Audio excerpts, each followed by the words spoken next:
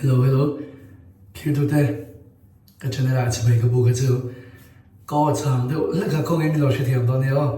Tôi nói hiện bắt tay nào có mà cái hotel là chuyên skin care cái đó đó nè. Cái một chép thôi một mà skin care cái đó đó nè.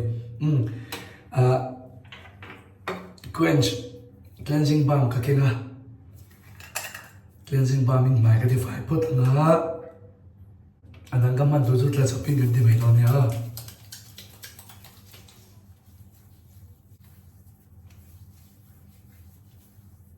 Okay, emulsify na.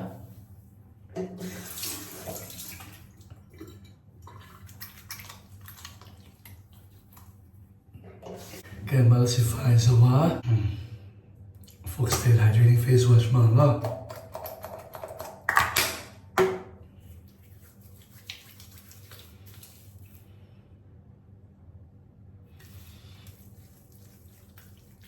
Hey, face wash ka kena chanchu. Again, the bowl cleanse man lo.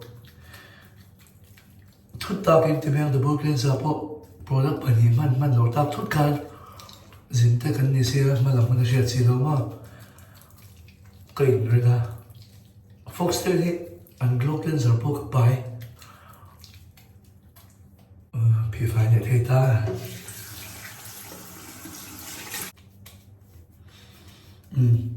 pi zo le ta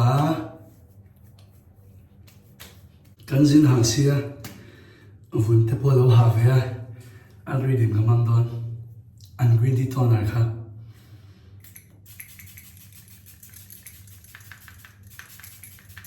vun te kam tor khan mo an nai ve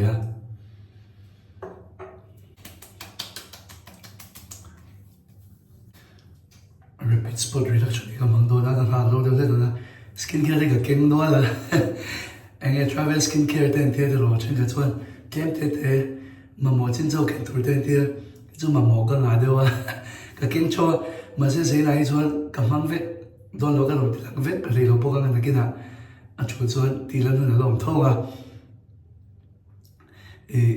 sự làm bộ chỉ thun về cái bài cái nên cái bài nên nói bên rồi tôi nghe bài nên mà cái gì đâu cái tin cái mà mỏ khác alo tâm về thua mình nghĩ ngay gì không mong rồi dân cũng thiêm đầu tiên gì cả cái nào về thua chúng ta cho nên cái bôi tên là chúng mình xuân cái mình nghĩ ngay hàng ngày là cái bài nghĩ ngay thì là gì chứ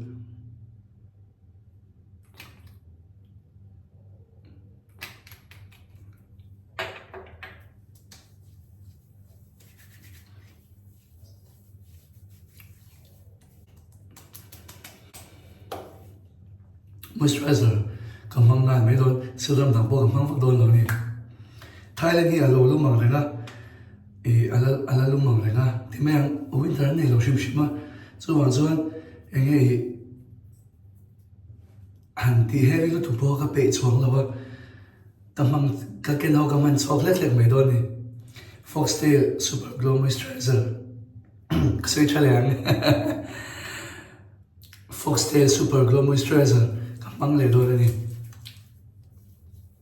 mình nói em rim tùy bốc xì khắp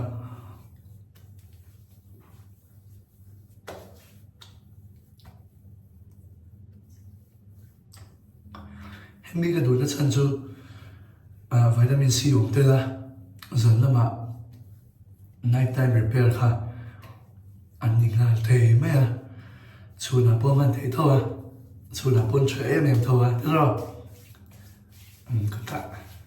Ba na te po. Ole, cái giống cả. Ole cái giống cả cái night time skin care routine. Cái đó thì thấy thế, ni pot rồi sao? Mình làm sao cái vàng này, sao vậy chúng ta cái đó mấy?